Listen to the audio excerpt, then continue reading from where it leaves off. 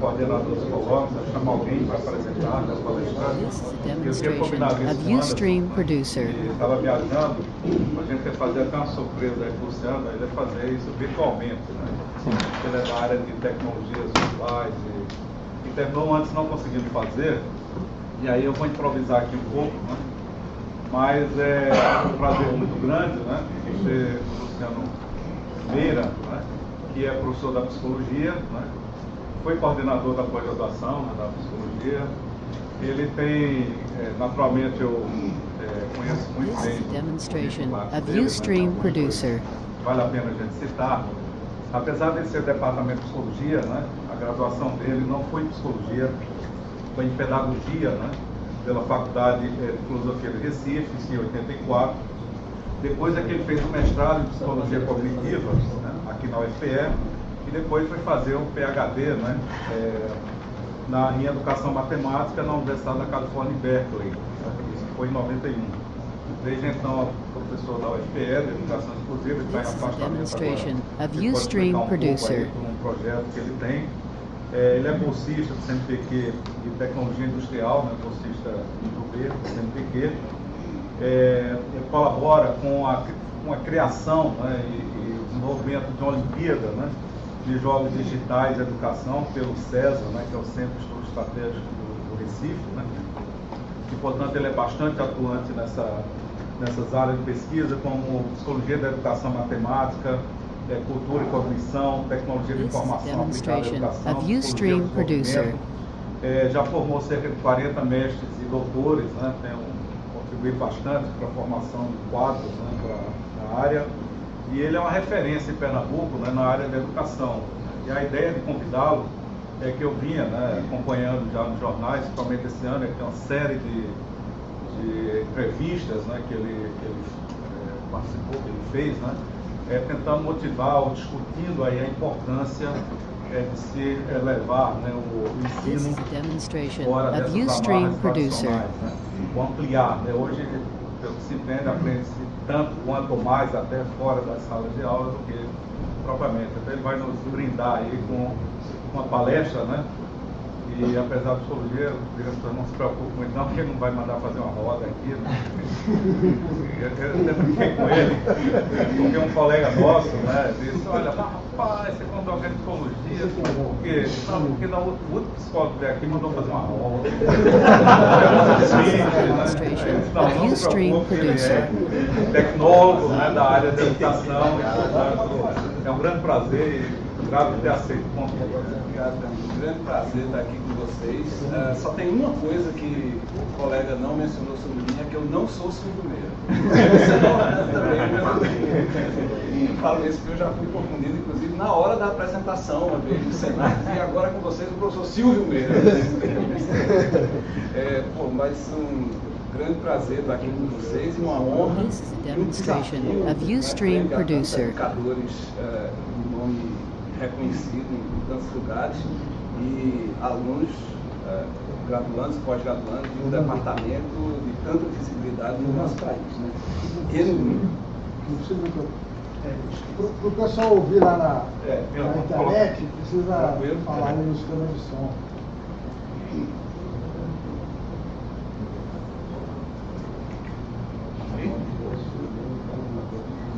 Então agradeço ao Anderson também, que deixou a marcou a nome e fraseou.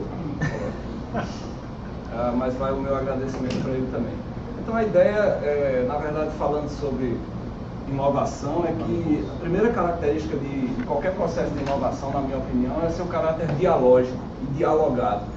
Então, embora eu não vá pedir que vocês façam uma roda, de momento nenhum, eu vou pedir, e depois, que já é uma tradição desse colóquio, que vocês participem logo de agora na tentativa de estabelecimento desse diálogo, tá certo? Então, assim, se manifestem, concordem, discordem, façam sugestões já a partir de agora, sem a necessidade de esperar para muito depois, tá certo? Então, essa é uma característica da natureza dialógica desses negócios, né?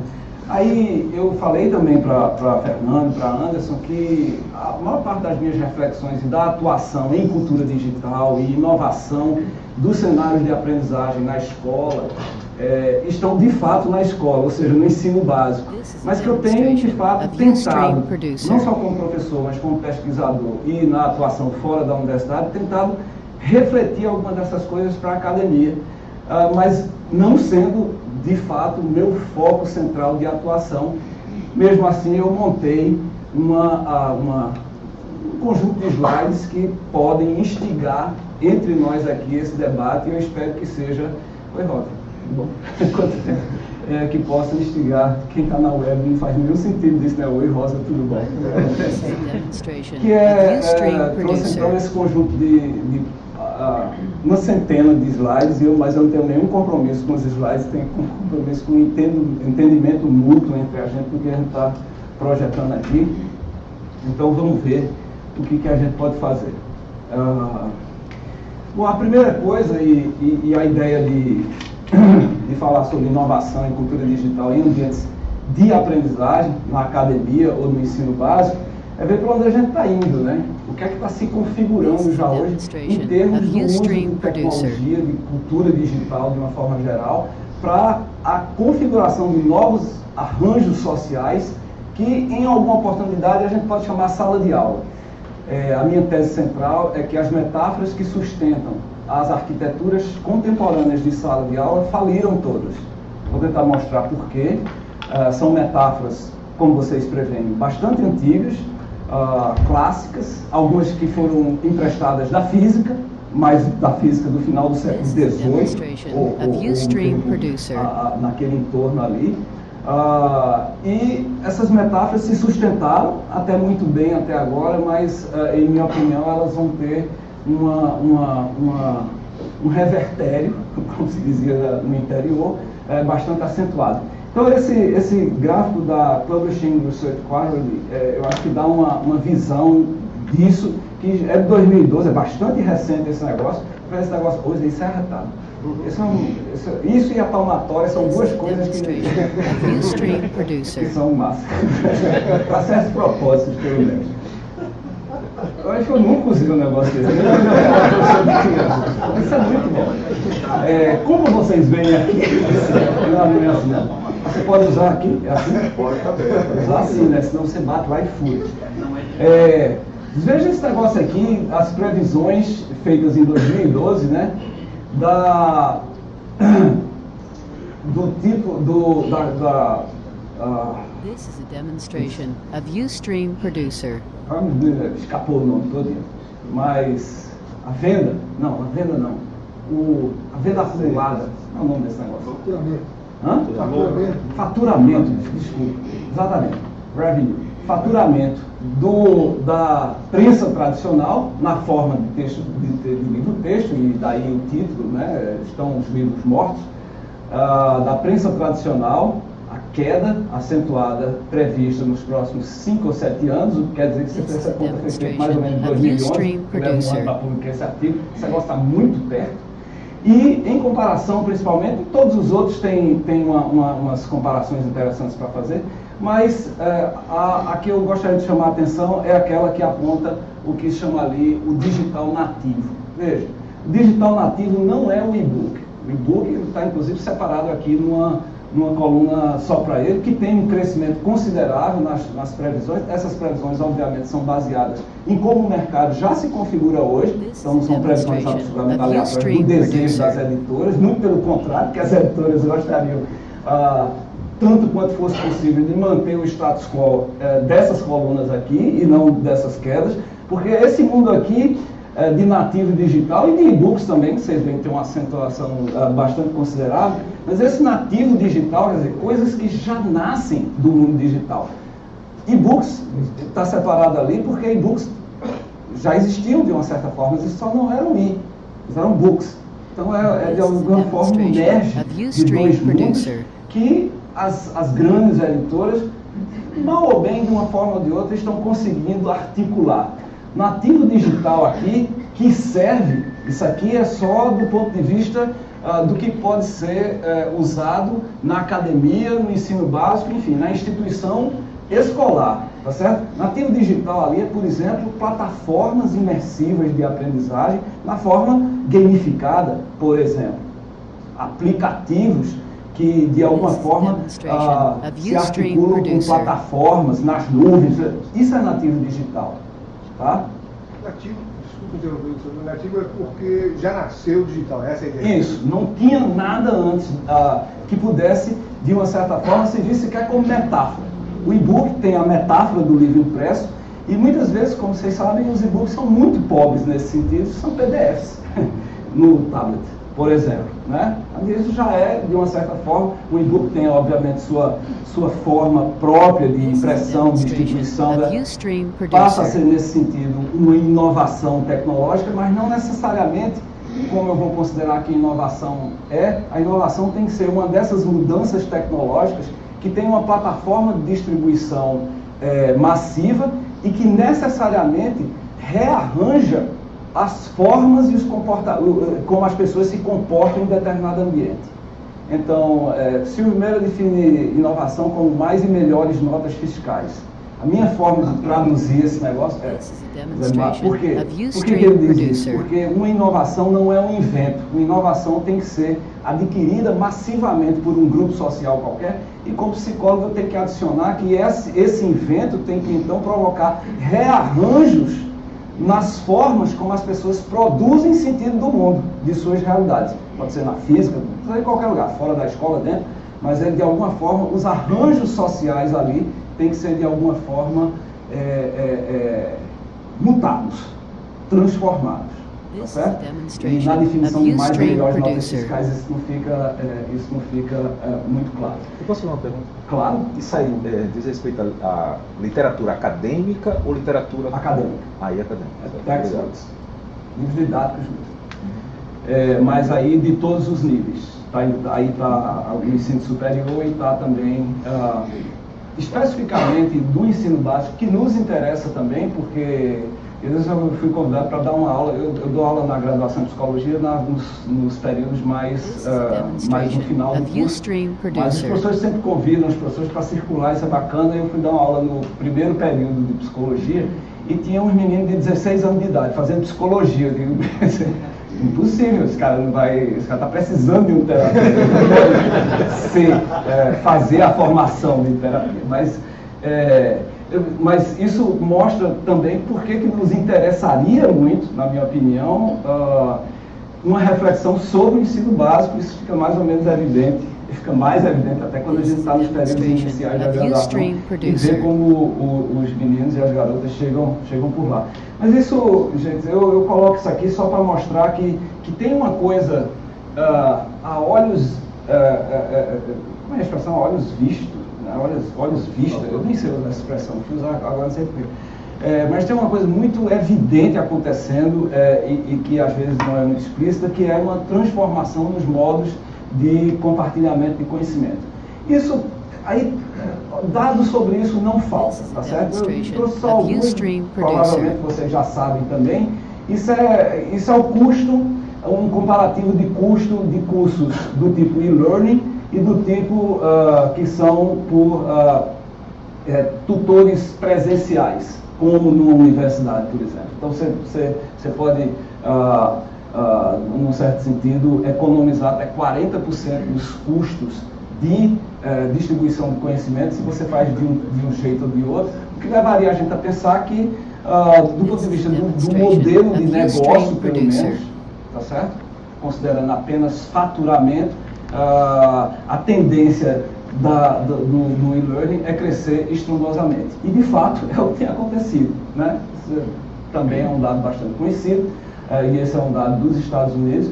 No Brasil, isso não tem, o slope dessa curva não tem essa inclinação ainda, mas vai ter. Então, assim, isso é uma coisa que está acontecendo. Você tem todo um fenômeno de MOOCs que já está em declínio por várias razões, a gente vai conversar sobre isso daqui a pouco, mas é uma configuração que tem sido feita. Bom, mas isso posto, né, nós convivemos ao mesmo tempo com um conjunto de metáforas, aí voltamos àquelas metáforas que regulam. Me interrompam, por favor, porque eu falo meio rápido assim, para ver se eu passo logo pelas ideias.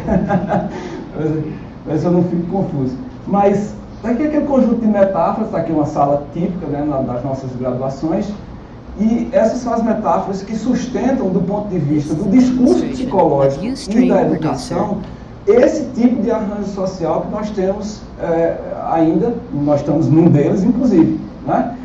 São as metáforas de transmissão. Eu sei que na física, na neurociência, na computação, acredita-se que a informação é transmitida e usa-se isso como um dos pilares teóricos para você avançar conhecimento.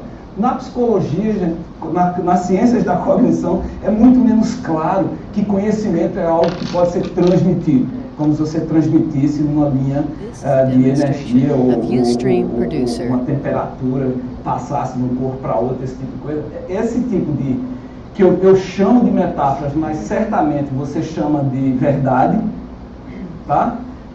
Nas ciências da cognição são muito mais questionáveis. Então, para a gente, eu não vou fazer com que vocês façam uma roda agora sobre isso, nem vou fazer terapia com ninguém, mas, até porque eu nem psicólogo sou, mas para a gente isso é muito mais problemático dizer que o conhecimento é transmitido, ou que a informação é absorvida, tá certo? Mas são os modos como o discurso sobre a aprendizagem é usualmente construído, tá certo? E, em particular, na nossa língua, no português, existe um divórcio natural entre ensinar e aprender, por exemplo, quando nós baseamos esse processo em metáforas dessa natureza. Não sei nem se vocês conhecem uma historinha antiga, meu professor de mestrado, contava há 30 anos atrás, ele fazia uma comparação entre dois vendedores de automóveis numa concessionária, conversando, e se um dissesse para o outro assim, essa semana eu vendi 10 carros, pena que ninguém comprou, esse seria um diálogo absolutamente não usual, porque se você vendeu, você obviamente teria que ter tido compradores para comprar. Por outro lado, se você encontrar dois professores de matemática no ensino médio, um dizendo para o outro, essa semana eu ensinei 10 tópicos, mas ninguém aprendeu, e o outro disse, pô, é mesmo, tal, vamos tomar um show e tal, e continuaria com suas belas vidas e bons salários. Por quê? Porque tem esse divórcio, esse afastamento entre processos que deveriam ser necessariamente recíprocos.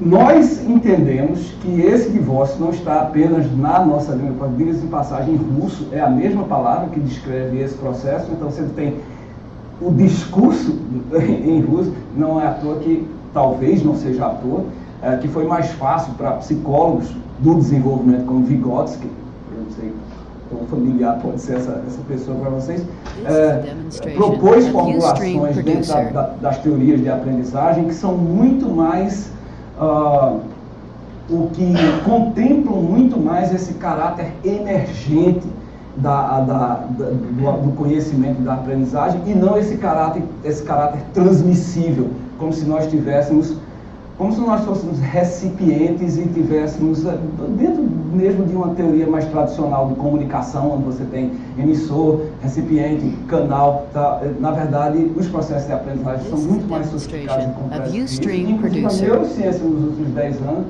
anos vem confirmando certas teorias clássicas que remontam a John Dewey na psicologia e na educação, que viam a experiência como algo fundante, né, do sujeito e como a forma pela qual, a imersão em cenários experienciais, como a única possibilidade de construir aprendizagens.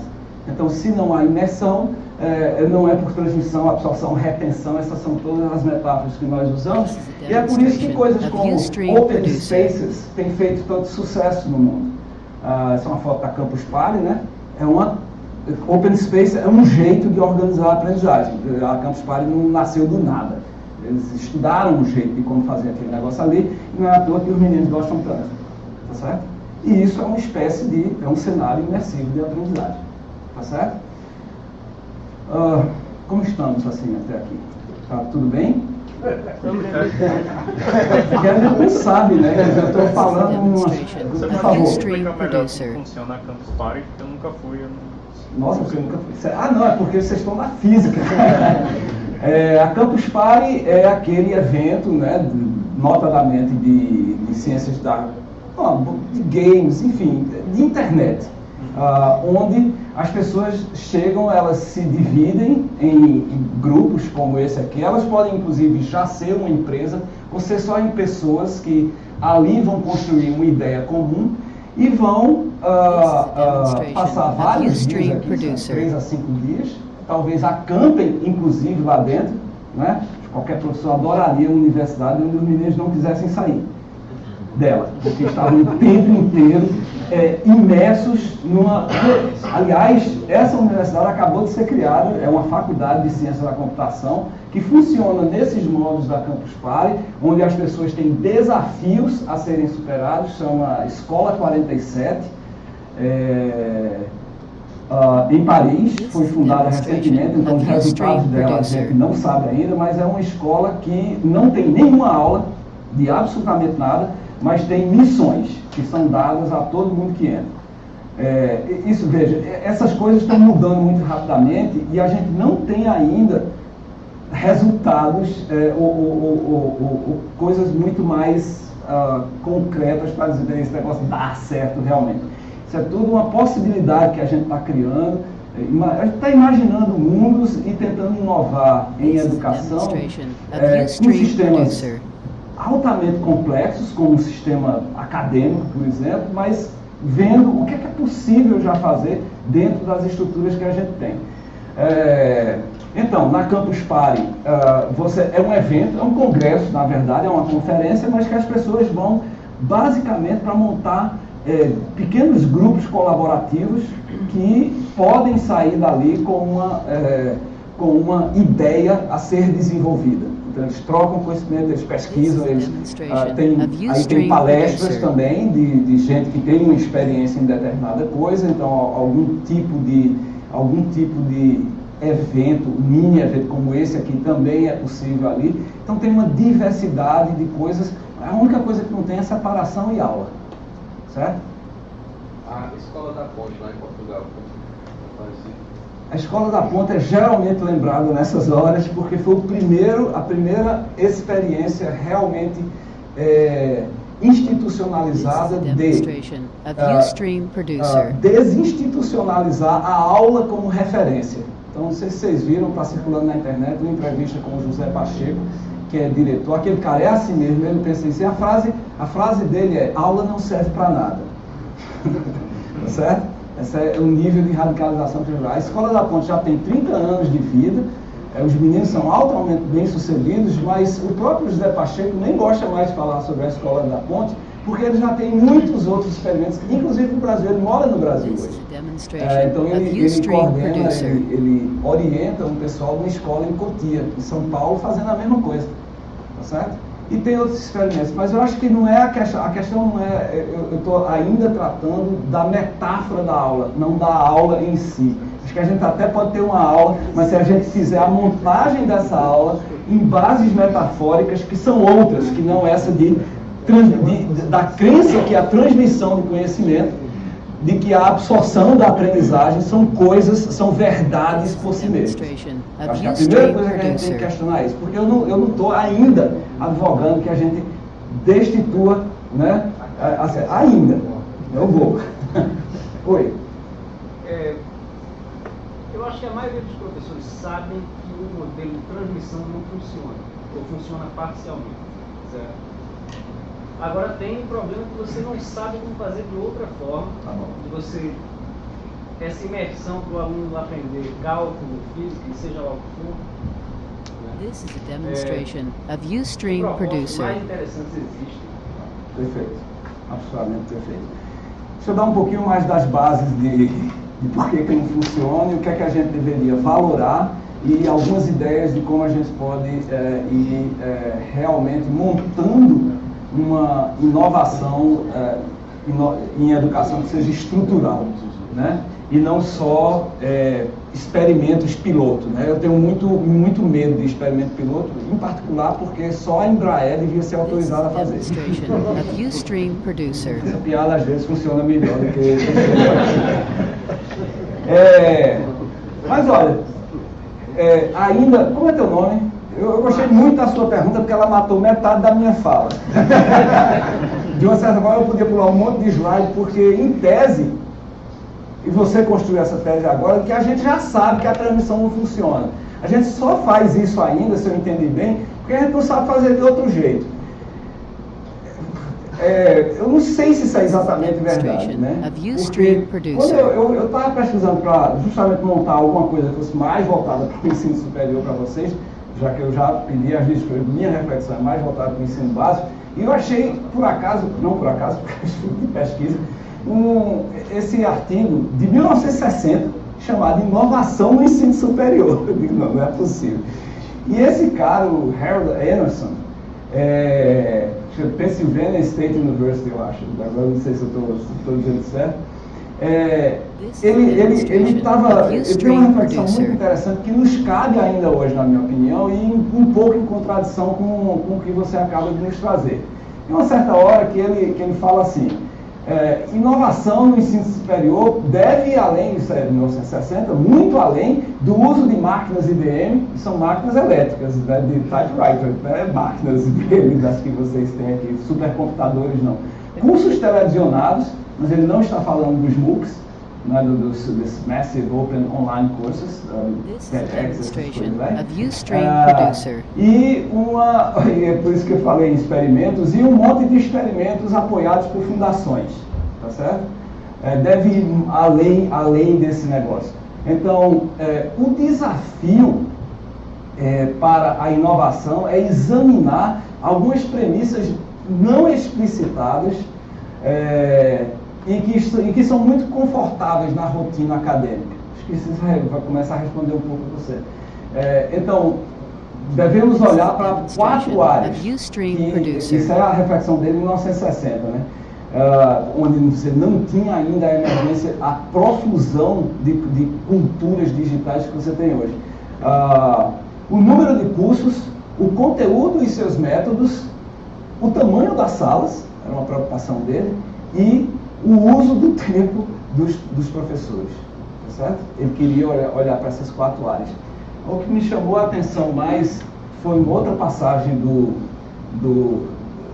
desse mesmo artigo, de por que ele acha que nós, quer dizer, na verdade ele não acha, ele fica surpreso em que nós, que somos especialistas em tantas coisas dentro do campus da universidade, não nos voltamos para aqueles problemas que ele se referia como os problemas fundamentais do ensino superior.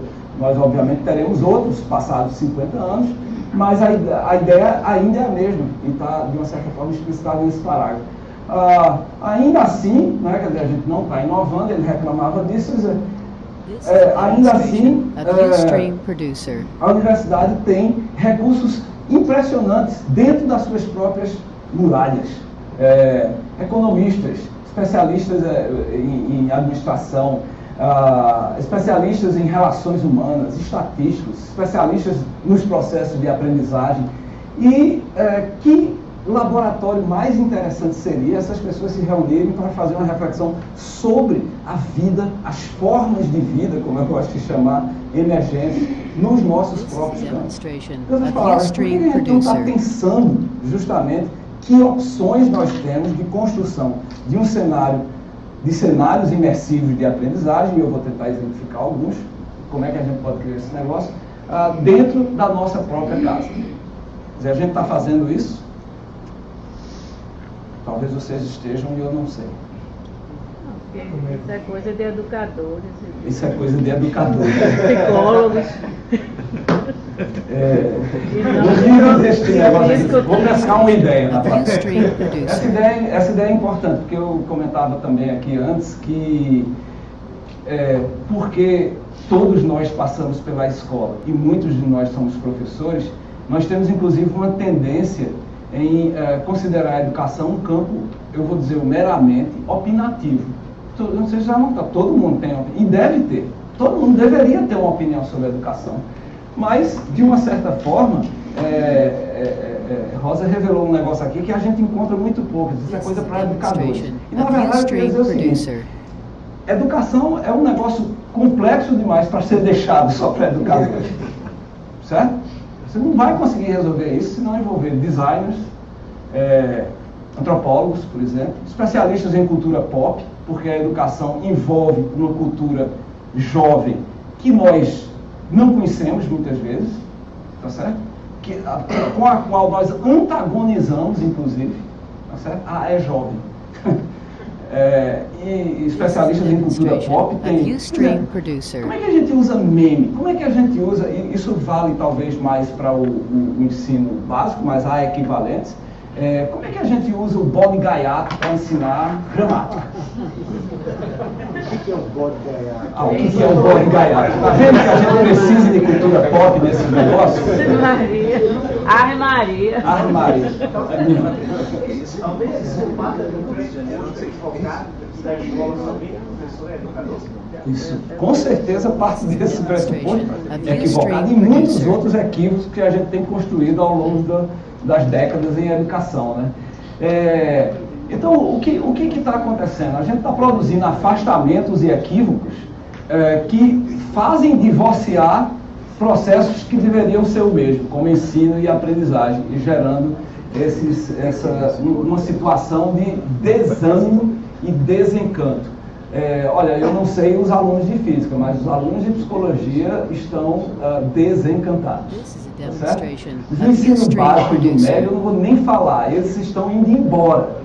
A gente sabe, vocês sabem que só 50% dos alunos que se matricularam no 8º ano chegam ao 3º ano e se formam no ensino médio, né? Então a situação tem algumas estatísticas catastróficas nessa área.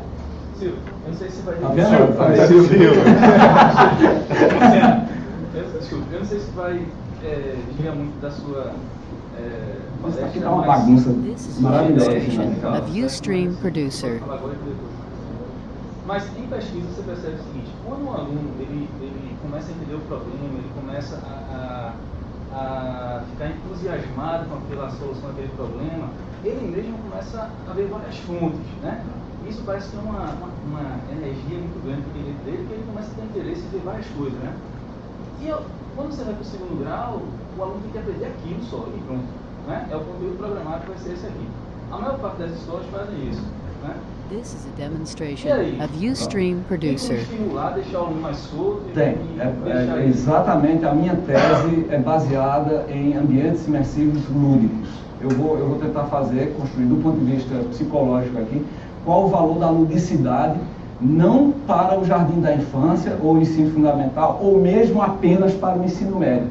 Eu vou oferecer uma tese que aí começa a responder, eu acho que mais definitivamente a questão do colega, o que a gente pode fazer ao invés da transmissão? É a criação desses ambientes lúdicos. Eu acho que a ludicidade tem um papel fundamental nesse negócio. A gente está criando ambientes dessa natureza agora. Existem muitas possibilidades e isso tem a ver com a ideia de usar o bode gaiato, por exemplo, porque eu vou obviamente centrar fogo na ideia de jogos digitais, videogames. Vou tentar mostrar por quê. Bicho, já são 15 para 5. Acaba de 5 horas. Acaba de 5 horas. Mais ou menos. Acabava. 5h15 eu acabo, eu juro. Hoje é sexta-feira. 5h15 eu acabo, eu juro. Mas montar rapidamente essa tese, porque videogame tem essa característica que eu vou... Deixa eu avançar, pelo amor de Deus. Isso aqui eu vou pular porque são... Esse correto psicólogo, né? Esse slide é bem coisa de psicólogo, né? O que importa, na verdade, é o que está escrito aqui embaixo.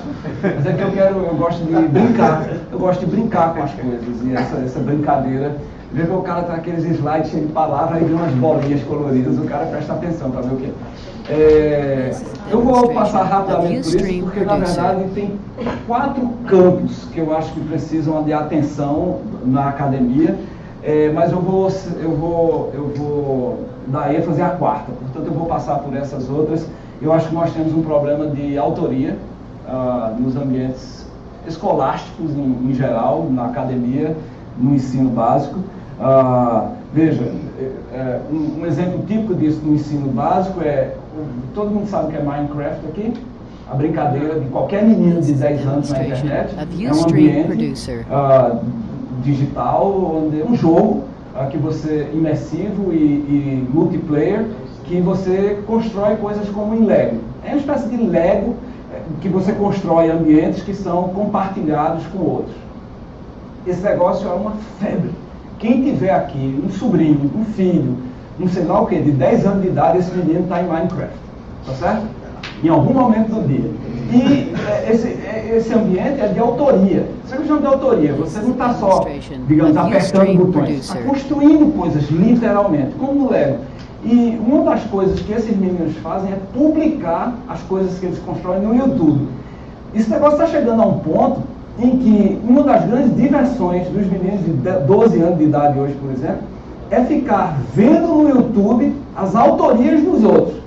Eu tenho uma história engraçada, eu pergunto assim, tu gosta de jogar Minecraft? Ele disse, não, eu gosto de ver Minecraft. Eu disse, como assim ver? Não, porque eu não construo muito bem. Então tem menino que constrói melhor que eu vou na página deles no YouTube. E fico vendo, quer dizer, tem autores, tem leitores, tem toda uma economia, não é? Que faz essa autoria ficar distribuída e a gente não tem muito. E isso é tudo, obviamente, feito fora da escola. E vocês sabem que a escola já matou o Tamagotchi e vai matar todas as outras coisas se puder, né? Sabe que a empresa que trouxe o Tamagotchi para o Brasil, que era japonesa, faliu em 1900. Agora eu esqueci quando é que ela faliu, mas ela faliu basicamente porque os Tamagotchis morriam em casa. Eles não eram aceitos na escola de bichinhos. Você tem que alimentar. Você já tinha Tamagotchi. Quantos Tamagotchis morriam nas suas mãos? Porque a professora não deixava você levar para a escola. E ali tem possibilidades de aprendizagem excelentes e que o segundo é vinculação com o aluno. Eu não vou falar sobre isso aqui, que é muito psicológico. O terceiro é interlocução com a cultura. Eu não vou falar que é muito antropológico. Mas o quarto é o que nos interessa. Como é que a gente cria esses ambientes de aprendizagem? O que é que está envolvido nesses ambientes que eu chamo de imersivos de aprendizagem? Com foco na aprendizagem. Não são ambientes imersivos de ensino. Eu acho que, na verdade, a nossa missão não é ensinar. É criar as possibilidades, criar ambientes onde os caras vão se jogar e aprender alguma coisa. Aí eu acho que eles têm que ser baseados em ludicidade. Jogos digitais é um exemplo de como a gente pode fazer isso. Tá certo? Na minha opinião. Tem outras formas. E aí eu tenho dado publicamente minha mão à palmatória, porque eu sempre achei, juro a você, que aqueles caras que tocam violão, aqueles professores de ensino médio que tocam violão na sala para a gente memorizar a tabela periódica, aquilo nunca levava a nada e a lugar nenhum. E eu estou começando a mudar de ideia. É verdade. Aqueles caras têm uma função. E a função deles pode ser que eles não estejam fazendo o resto. E aí realmente o resultado vai ser péssimo. E na verdade o produto é só uma memorização de um conjunto de coisas que de fato não produzem aprendizagem. Mas ele está usando o caráter lúdico da comunicação na cultura pop, que é voz e violão. Isso em Pernambuco é muito conhecido, muito famoso. Ustream producer. Diga. Sim? Não. Então eu acho que essa. Eita. Essa é a camada periférica desse negócio, e como vocês sabem, a periferia é o que anima o centro produz uma cristalização das coisas, por isso que eu ponho a ludicidade como a coisa que envolve esses ambientes, tá?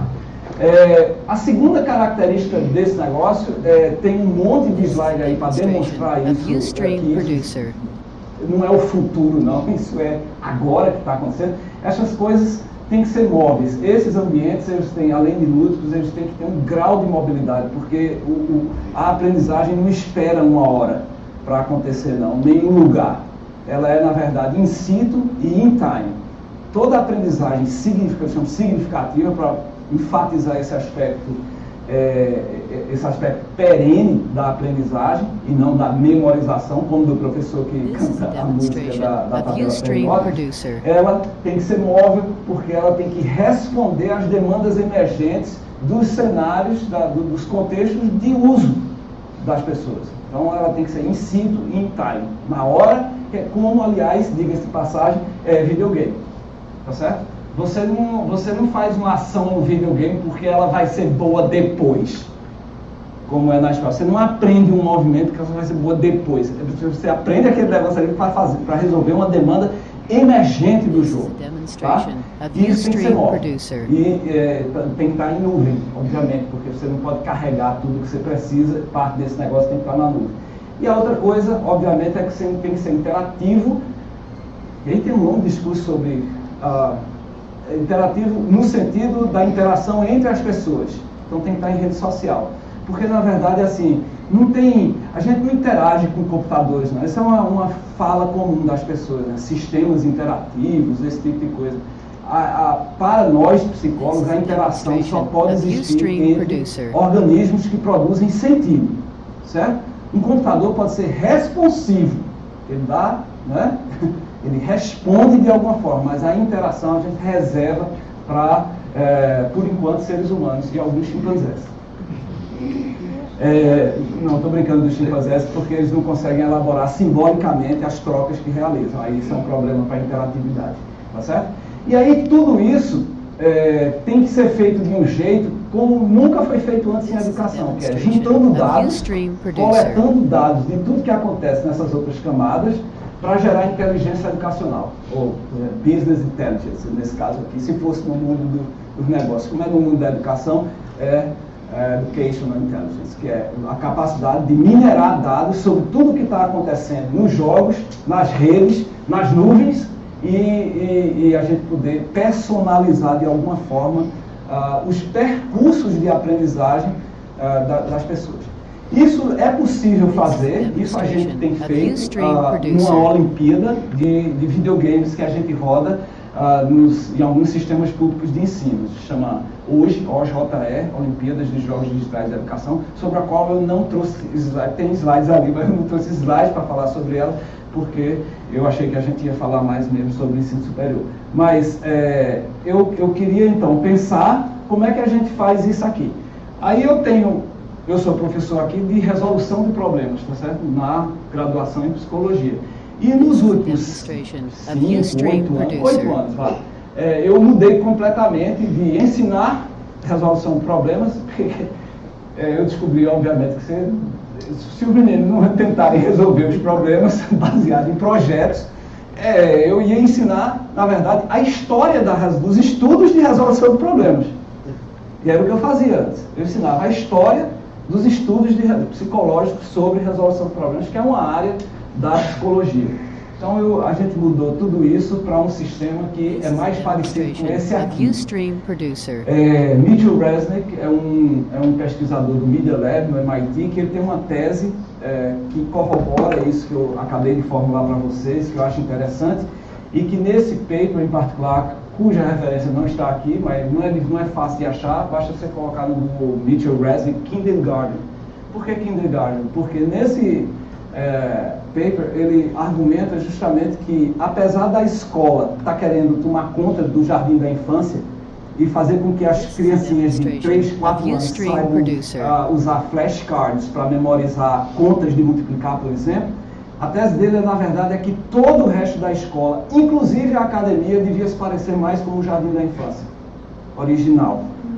Que jardim da infância original é esse que ele defende? É um em que as crianças podem imaginar mundos, diferentes mundos, ficcionais ou realísticos, ou seja lá que mundos elas queiram imaginar.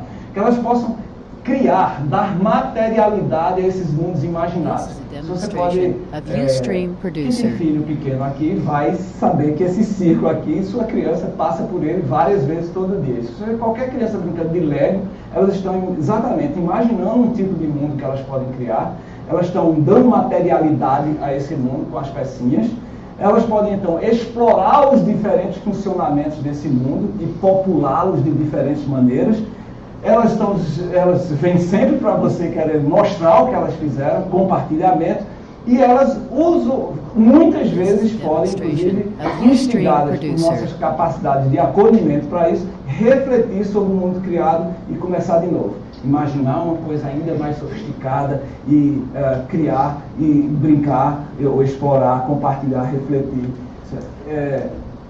O Resnick tem uma tese muito bem elaborada muito melhor elaborada do que eu posso traduzir aqui, mas que eu indico fortemente a leitura desse negócio. E a ideia de que a gente pode fazer isso em qualquer nível de ensino, que a gente deveria estar criando justamente as condições para o menino brincar com os lasers de Lúcio e detonar uma parede ali qualquer. Laser não fura a parede, né? Burríssimo, cara. Isso é uma coisa bem bobinha, vocês vão achar, mas que hoje representa a minha disciplina de resolução de problemas. São projetos que os meninos inventam. Esse aqui é um projeto de estudo sobre defecação animal nas calçadas dos bairros de classe média em Recife. Então eles fazem todo um estudo empírico e teórico sobre, inclusive esse trabalho aqui foi imaginativamente intitulado em homenagem ao Kleber Mendonça Filho, né, do famoso filme O Som ao Redor, O Cocô ao Redor. Eles identificaram, o que eles têm que fazer é identificar uma situação qualquer no mundo para a qual eles imaginam poder ter uma ação consistente, usando conhecimentos da psicologia, naturalmente. Então eles vão, esse é um dado interessante, eles identificaram ruas em bairros como Espinheiro, por exemplo, que tinha 5 dejetos caninos por metro linear de rua. É uma quantidade de cocô de cachorro inimaginável. A gente tem que formular hipóteses sobre isso, tem que pesquisar na literatura psicológica, não da psicologia animal, mas dos seus donos, que tipo de coisa esse fenômeno revela. Então eles entrevistaram pessoas, que é uma prática importante e comum da psicologia, fazer entrevistas em profundidade para daí construir inferências, assim, enfim, eles passam por um conjunto de práticas dos estudos psicológicos que são necessários, fundantes, estudos teóricos que envolvem, por exemplo,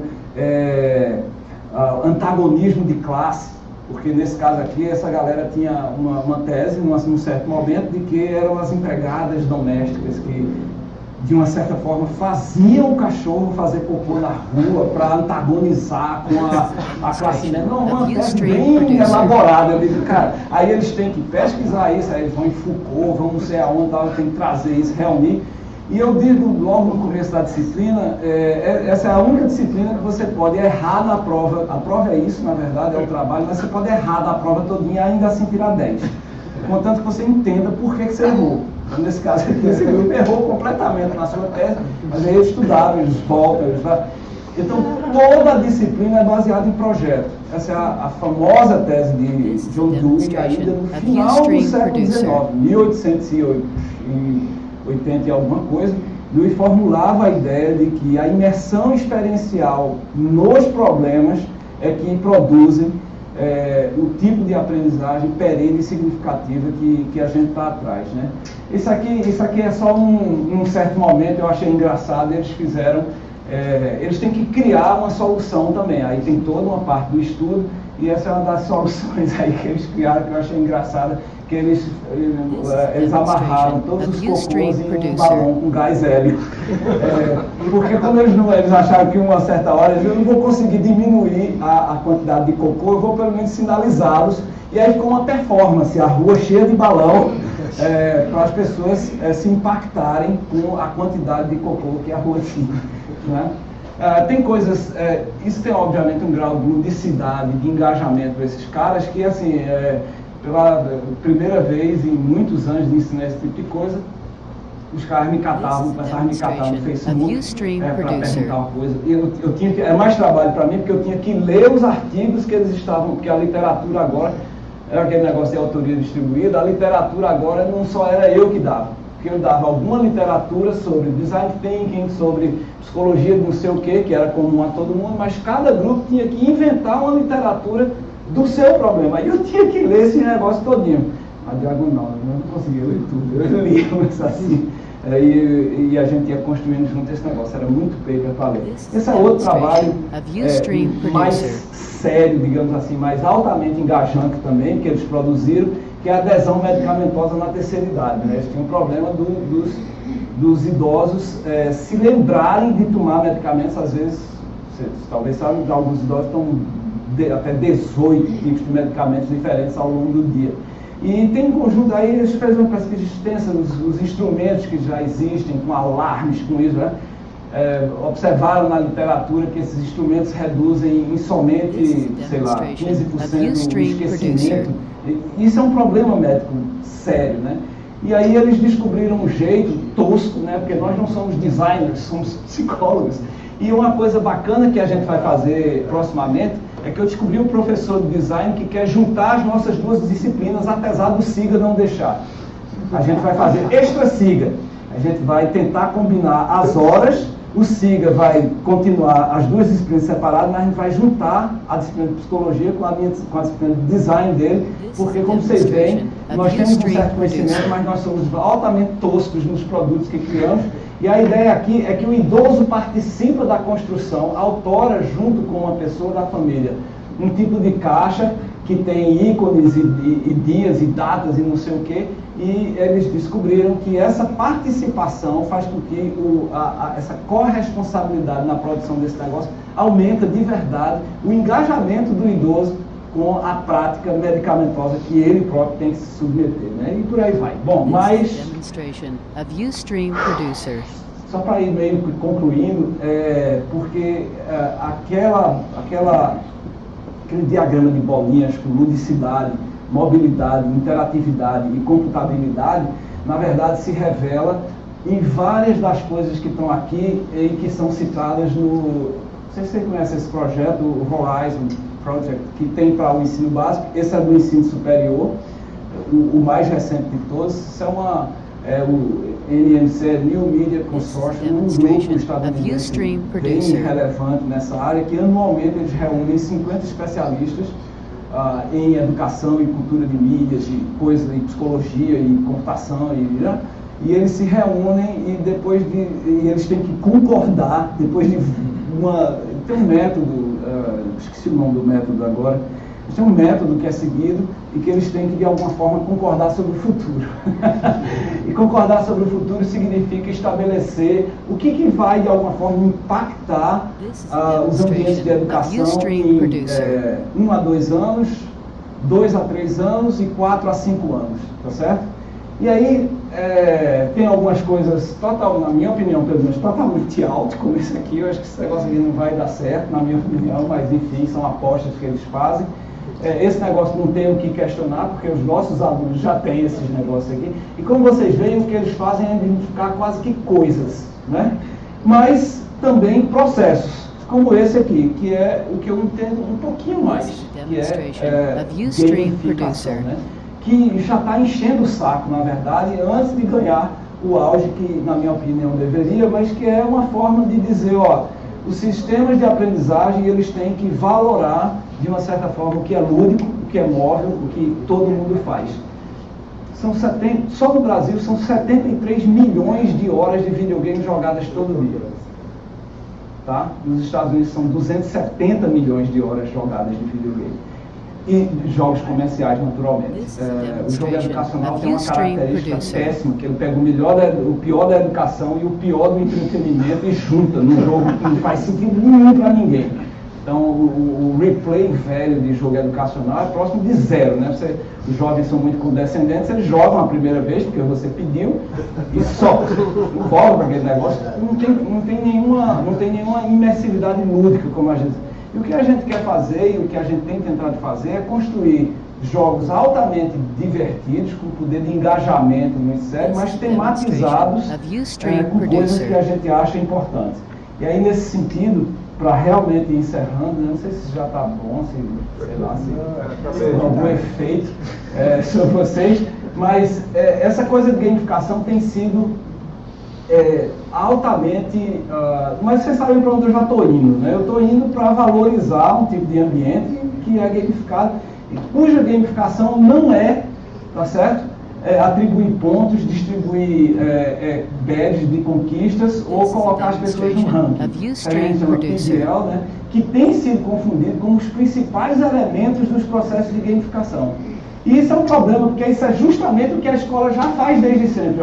A escola já dá um score para as pessoas, já dá condecorações e já põe ele no ranking, tá certo? Então, o PBL não é a forma mais inteligente de fazer gamificação, que tem toda uma estrutura muito mais complexa, por exemplo, da atribuição de missões. O que eu dou para meus alunos na pós-graduação, na graduação, são missões dentro de uma jornada específica a ser cumprida. E o efeito, isso é impressionante, o efeito para um aluno de ensino médio, de você dizer, não, você não tem uma tarefa não, mas toma aqui essa missão para você fazer, é indescritível. É impressionante como o tipo de engajamento que você dispara em jovens, por exemplo, de 16 anos, quando você realmente gamifica um negócio, nesse sentido aqui, onde você tem, por exemplo, um negócio que para a gente é absolutamente fundamental e que não está nessa lista. Olha só. Que é a narrativa, pô. Todo bom jogo, tem um negócio também, tem que ser bom jogo. Todo bom jogo ele é fundado numa narrativa que dá um senso de propósito para um indivíduo. Quer dizer, eu estou fazendo coisas aqui porque, veja, o que nós lembramos e o que nós levamos e o que nós somos, na verdade, são as histórias que nós contamos. O currículo, os livros didáticos, em geral, são listas de coisas, somente, que não são sequer enredadas. Então, as narrativas nos definem. E, na verdade, quando nós começamos a contar uma história diferente sobre nós mesmos, é quando nós mudamos. Tá certo? Nós não mudamos antes e depois contamos a história. Nós começamos a contar uma história diferente e aí mudamos, nos transformamos. Essa, pelo menos, é a tese que os pragmatistas linguísticos, os linguistas do pragmatismo linguístico defendem e que eu compartilho. O que eu ia dizer, então, é que essa imersividade narrativa é uma das coisas que a gente pode usar para criar esses ambientes, por exemplo, simulando vocês aqui da física, a destruição do mundo, digamos. Aí vocês formularem um grande projeto sobre como evitar eu não sei se é nem razoável supor. Eu não vou dar um exemplo assim porque eu vou passar por bobo, né? Mas eu acho que vocês entenderam as possibilidades desse negócio, porque isso tem, diga-se de passagem, isso aqui é só uma definição plausível do que é jogo, né? Ou de como ele se comporta. Jogos possuem mecânicas intrínsecas de superação que acrescentam valor e significado ao sucesso do jogador, cuja jornada ao longo de uma narrativa é planejada para oferecer uma experiência emocional e cognitiva. Isso é Braid, é um jogo arretado. Professor, mas, por exemplo, Minecraft ele não tem exatamente uma narrativa. Porque ela é coautorada. Você participa da construção daquela narrativa. Tosco. Os gráficos são toscos de adora. Não precisa não ser tosco. Mas não precisa não ser tosco. Bacana. Mas é um tosco desenhado. Não é um tosco por falta de capacidade computacional ou conhecimento. Os caras definitivamente desenharam daquele jeito, né? Que é muito engraçado. Mas olha, isso aqui é um estudo do Departamento de Defesa, só para mostrar que tem se estudado isso. Comparando cursos universitários, e na verdade é uma meta-análise que ele fez de vários cursos universitários em diferentes disciplinas e mostrando as notas de grupos que aprenderam determinada coisa com games é o azulzinho, sem games o vermelhinho. E você vê que, nesse caso aqui desse estudo, se vocês quiserem comprovar, tem um bit.ly dele aqui, o estudo completo está lá, os níveis de engajamento e desempenho desse pessoal que tem também game, não é só game, tá certo? Eu acho que, na verdade, game não ensina. Game cria as condições para esse cenário imersivo, esse engajamento curioso nas coisas que fazem esses jovens pirarem. O meu último exemplo, realmente para encerrar, tem que estar em boa viagem, às 6h30, não sei nem como eu vou conseguir fazer isso, o Folded. Não sei se vocês ouviram falar desse negócio aqui. É um game criado para ajudar cientistas a descobrir comportamentos de determinadas proteínas que, se modificadas, causam justamente a infecção por HIV, né? E eles descobriram que, obviamente, eles podem fazer isso com supercomputadores, porque são bilhões de combinações possíveis, mas eles descobriram que o olho humano constrói arranjos mais significativos para, que são os arranjos porque a gente, obviamente, faz isso por intuição e não por computação, tá certo? A intuição, nesse caso, é uma vantagem evolutiva que os computadores não têm ainda e provavelmente não terão, porque os algoritmos não... Porque a intuição é de uma natureza diferente, né? Então, Folded envolve interação social competitiva como motor dessa colaboração massiva nas ciências tem um bit.ly para ele ali também. Esse é um caso bem conhecido na literatura, porque é o que a galera tem chamado de crowd science, né? Fazer ciência massivamente com gente colaborando de várias possibilidades. Mas esse game é um game para especialistas? Não. Qualquer um? Não, foi criado por especialistas, mas é uma brincadeira de mexer essas formas e decidir e competir, enfim, ele usa várias mecânicas que a gente tem usado, isso aqui a gente criou, né? A Joy Street. A situação atual é a seguinte, eu sou professor da Universidade Federal de Pernambuco, em licença sem remuneração, porque eu queria ver como era o mundo lá fora. Eu queria parar de publicar um pouquinho artigos que ninguém ia ler e realmente nunca leram. 2 professores do ensino médio liam e não entendiam e não faziam nada. Eu queria ver como é que eu podia ajudar a mudar um pouco o arranjo social da escola e depois talvez transformar num paper, que eu devia fazer, mas não fiz ainda. Não, tem 1 ou 2. Mas a ideia é que eu pedi licença, estou no Porto Digital, junto com outra galera de empresas de games fazendo coisas com ensino médio, né? E aí lá a gente criou numa empresa chamada Joy Street uma arquitetura de produção de games que faz mais ou menos isso, né? A gente pega uma matriz curricular e tenta dar um caráter narrativo àquele negócio. O ensino médio tem mais tópico do que qualquer ser humano super pode jamais tentar aprender. Sabe em quantos são? 1.580 no currículo do estado de Pernambuco. Certo? São 1.580 tópicos do primeiro ao terceiro ano. É absolutamente desumano, uma coisa inenarrável. Como é que a gente pode fazer? Então a gente tenta dar sentido a algumas dessas coisas, colocando um ambiente desses imersivos de aprendizagem, como definido anteriormente, onde na verdade você tem jornadas. Então é toda a arquitetura, toda a mecânica de jogos que a gente tenta, não é, fazer uma remetaforizar as coisas nas quais a escola está usualmente estruturada sobre.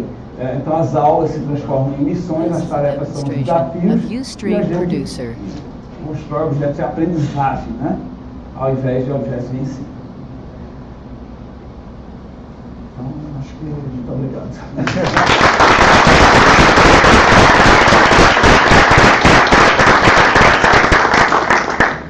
que está na hora de fazer a nota, né?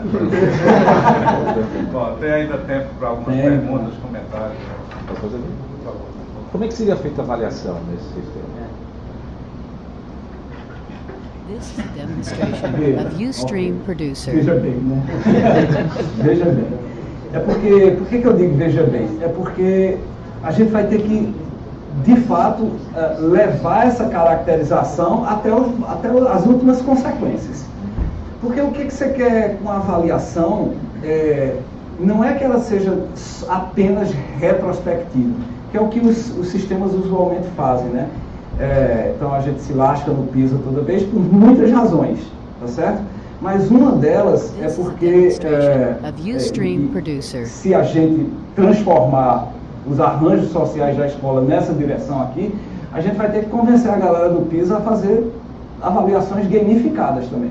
Porque você não pode formar as pessoas de um determinado jeito e aí você faz uma prova tradicional no final. Então, por exemplo, quando eu troquei a forma como eu ensinava a resolução de problema, eu sabia que eu não podia fazer uma prova depois, certo?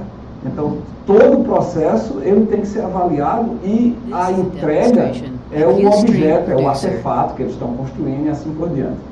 Isso é possível em todas as disciplinas? Eu não sei responder. Agora, uma coisa eu acho que eu sei. A avaliação ela tem que ser articulada com todo o processo. Então, o que nos traz a um problema descomunal, né? Porque, mas veja, o Enem, por exemplo, reflete muito mais, a prova do Enem, do Exame Nacional de Ensino Médio, reflete muito mais esse tipo de caracterização que eu tentei dar aqui, do que provas tradicionais de vestibular. Por quê? Porque ele já articula em problemas.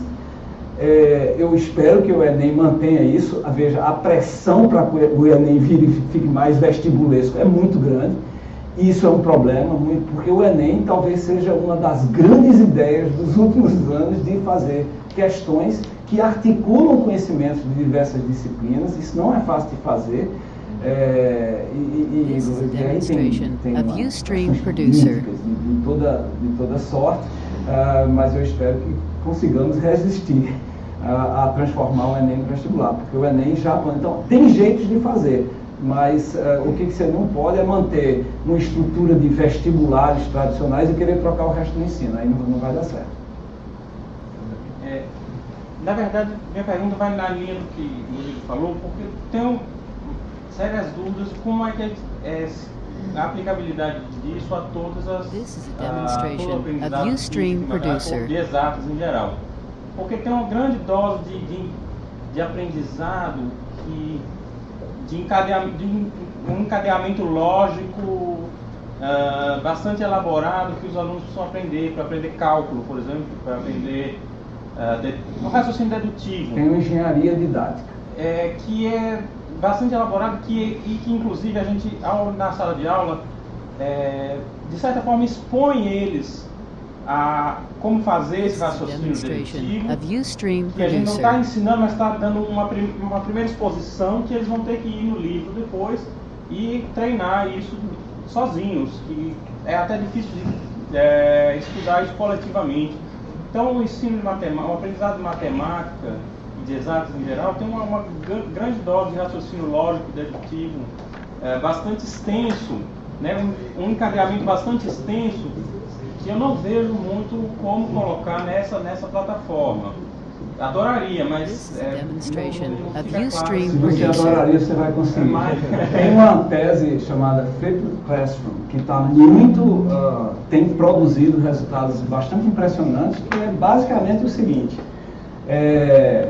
você manda o menino estudar em casa, estuda qualquer coisa, estuda do jeito que você quiser, pode usar vídeos do Khan Academy, fazer um monte de coisa, e a gente vai resolver problemas aqui. Então, na sala, por isso que se chama sala de aula reversa, né?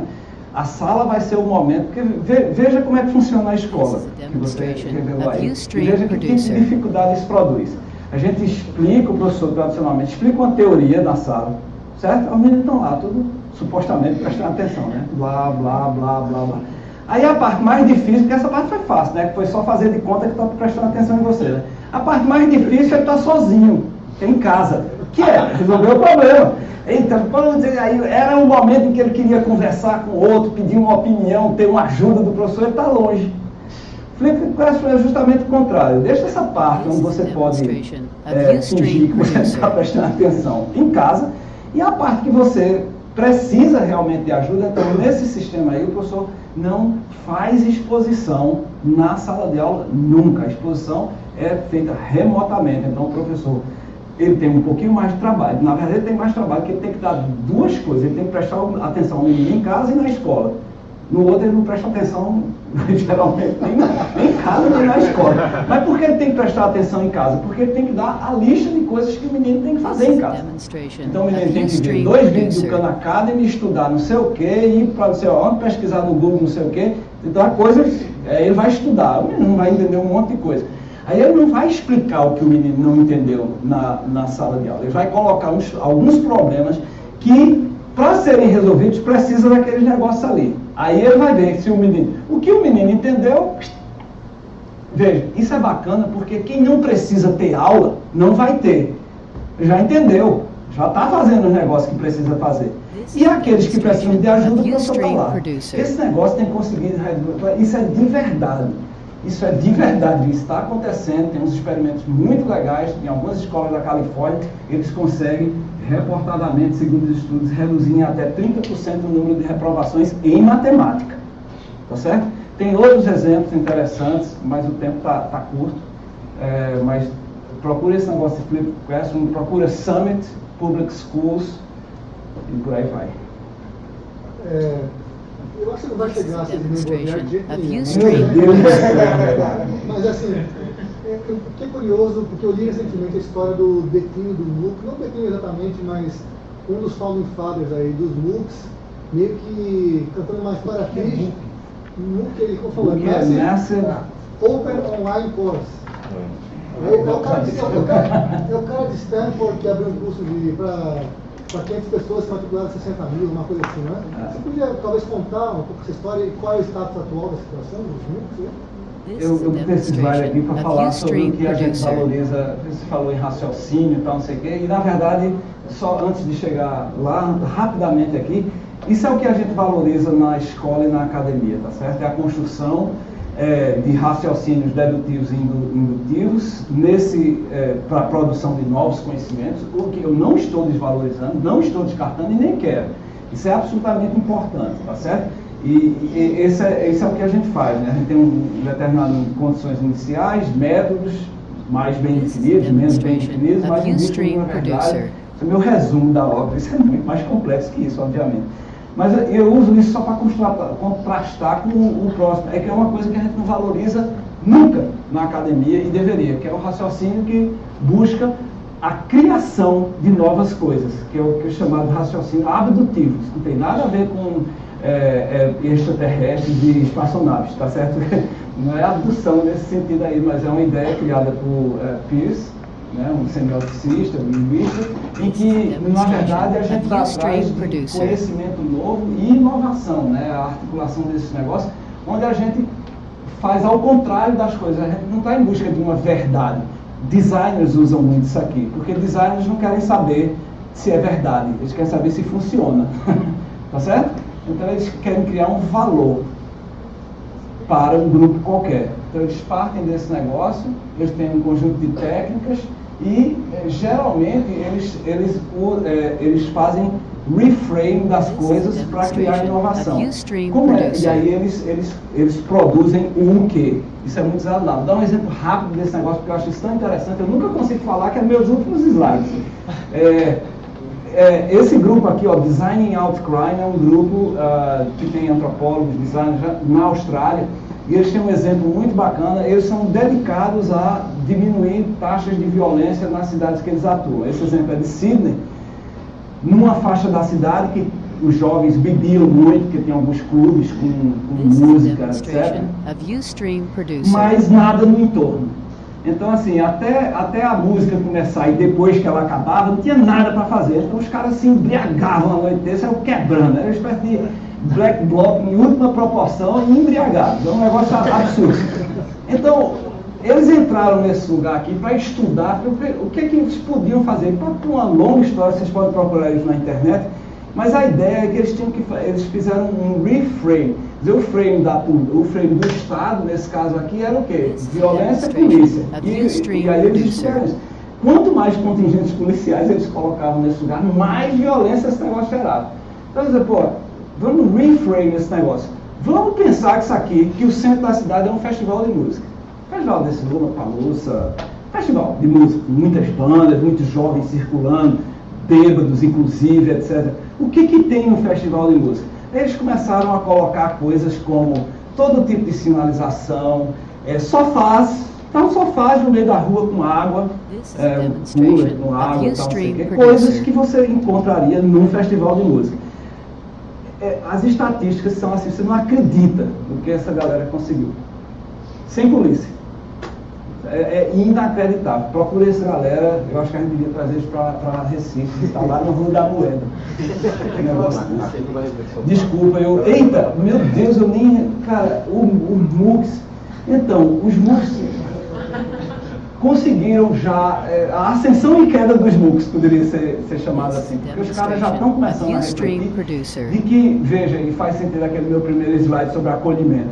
O que falta no MOOC tradicional, é engraçado falar sobre MOOC tradicional, um negócio que foi inventado há 2 anos, né? Os MOOCs tradicionais é justamente essa capacidade de produzir acolhimento, vinculação. Você não produz vínculo, então os caras estão querendo usar MOOC agora para salas né, virtuais de 30 a 40 pessoas. Tá certo?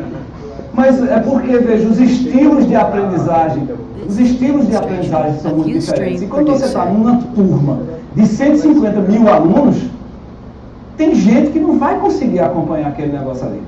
Na verdade, não sabe o que é MOOC. MOOC é educação à distância. MOOC é um sistema tecnológico qualquer que permite que muitas pessoas acompanhem um conjunto de vídeos e textos tipo o Moodle, né? Você tem, só que eles são muito mais sofisticados do que o Moodle tradicional, né?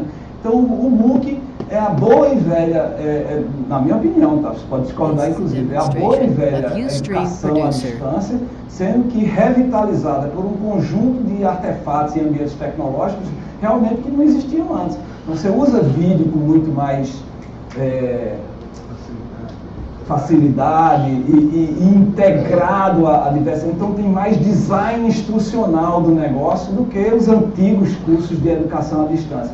Então os caras, e tem uma coisa importante do ponto de vista político do negócio, é que pela primeira vez esse negócio começou a ser oferecido por gente grande, como Stanford, Harvard, MIT, porque antes era só a gente que fazia essas coisas. E agora tem umas universidades que têm um respaldo mundial dessas coisas, e isso contribuiu para você ter inscrições num único curso sobre X, aí qualquer já se deu curso tudo, era o único uns cursos de programação, por exemplo, de computadores na época, com 150 mil inscrições, 150 mil alunos, né?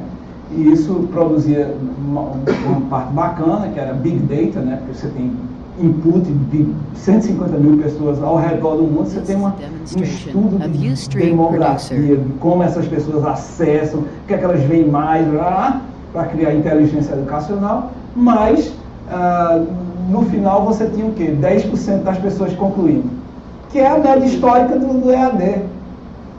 Você só conseguia mais gente, mas elas saíam do mesmo jeito. Tem duas pessoas aí. Na verdade, minha pergunta era para alguém, não sei se foi o Lúcio, foi o Pedro, fez uma pergunta sobre a avaliação no começo. Logo no começo. Isso. This is a demonstration Porque eu não of soube Ustream responder. Producer. Acho que você falou de um curso que você dá que não tem avaliação. Não, Isso. eu falei que a Não é uma avaliação não é uma prova escrita. Não é uma prova escrita. Como é que você faz para o aluno que não está nem aí? Como é que você faz? Porque a avaliação não é para punir. Ela é para, basicamente, para você ter quem tem um mínimo de conhecimento, vai adiante. Quem não tem, fica e tenta aprender por outro. Como é que você faz isso? This is a demonstration of Eu não Ustream faço muito Producer. bem. Você só faz perguntas difíceis para mim, cara. Você tem alguma coisa contra mim. Mas na apresentação, porque esse negócio é feito nessa disciplina em particular, tem outros jeitos de fazer isso, mas dessa disciplina em particular, o que eles apresentam, eu questiono, assim como a gente está fazendo aqui. Então, todo grupo, as perguntas vão sendo distribuídas para um, para outro. Então, basicamente, é prova oral, digamos assim. É a sabatina que existia, eu revigorei. Então, o cara tem que estar ali pronto para responder perguntas dos papers que eles disseram que se viram de sustentação argumentativa para a tese que eles estão construindo. Então, eu li, de novo, muitos na diagonal, porque é texto demais, mas eu li pelo menos um de cada grupo para poder fazer essas perguntas, para ver se o cara participa construtivamente do argumento que o grupo dele está defendendo. Não é a melhor coisa do mundo, mas é um jeito de dizer que, bicho, tu não quer nada, mas tu tem que pelo menos ler. Esse negócio aí. Ustream Producer. Tá? Tem mais uma aqui. Cada caso vai ser um caso. Como é que a gente vai desenhar esse negócio é que é o problema. Você comentou de algumas pessoas que dizem que, especial de uma pessoa que diz que a aula não serve para nada. Em matemática, se você tem um teorema, você mostra uma contraprova, isso é o suficiente para quebrar ele, baixa uma. Então, para mim, a aula serviu para mim em muitos momentos. Então, eu acho que isso por si não é a verdade. Mas aí você está usando um raciocínio indutivo. Pronto. Mas aí você falou essa ideia da... Qualquer raciocínio indutivo quebra qualquer outro raciocínio. Você sabia disso? Não sabia não. Sabe agora. É uma contraprova.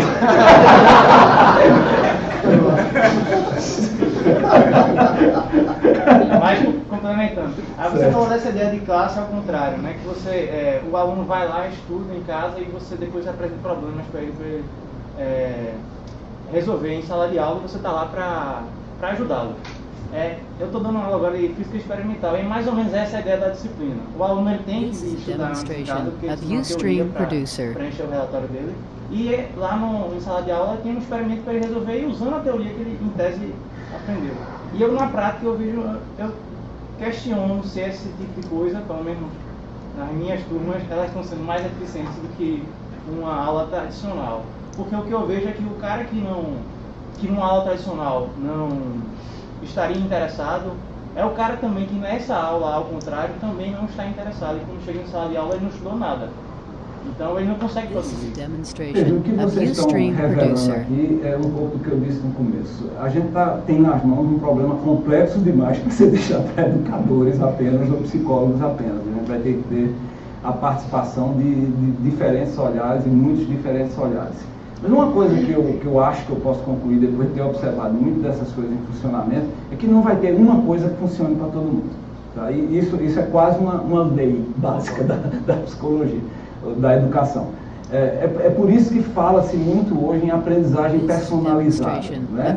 Da gente construir sistemas que podem ser em parte gamificados ou em parte não sei o que, mas na minha opinião eles terão que ser necessariamente imersivos nesse sentido que eu tentei defender aqui, esse engajamento curioso nas coisas, e aí uma hora vai ser assim e alguns vão se acoplar a isso. Noutra hora vai ser de outro jeito e outros vão se acoplar a isso.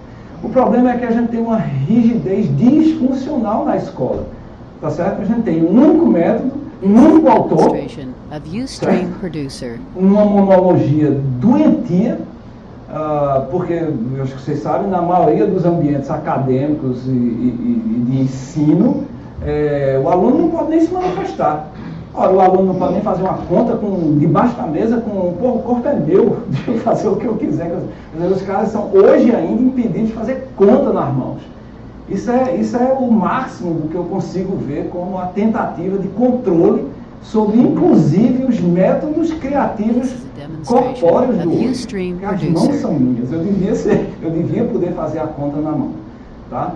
Então, assim, eu acho que a gente está num ponto onde essa ideia de aprendizagem personalizada nunca teve tanta força e tantas possibilidades nos foram oferecidas para realmente poder fazer a oferta de diferentes coisas para diferentes pessoas.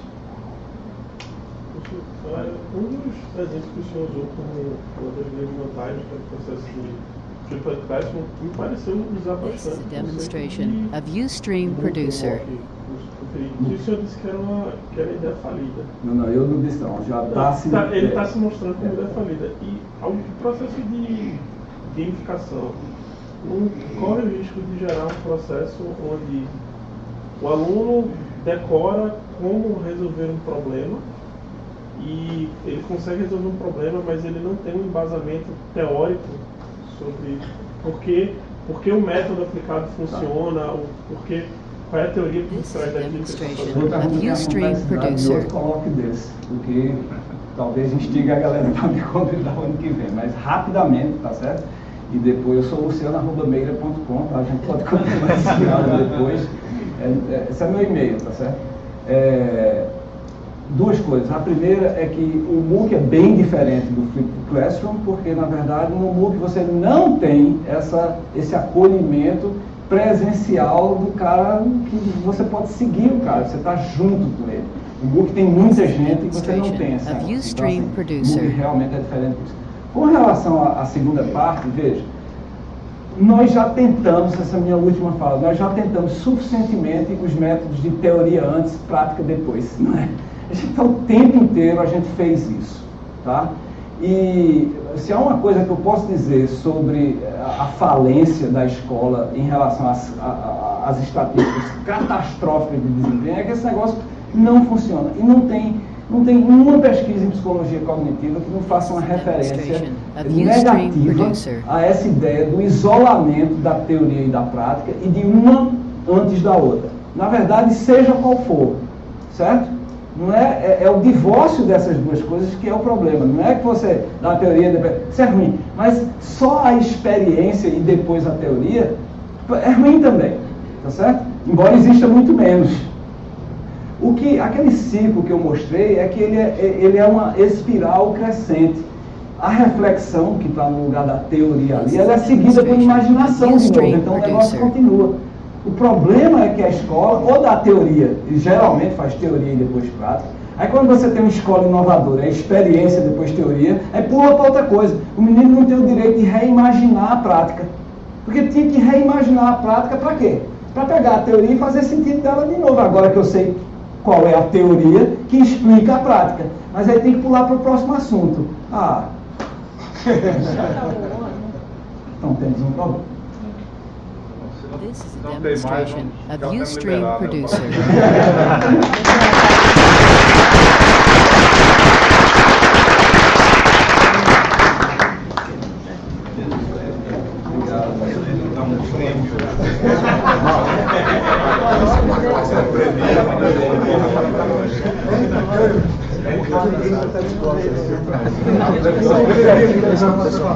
Esse negócio aqui não tem que ver.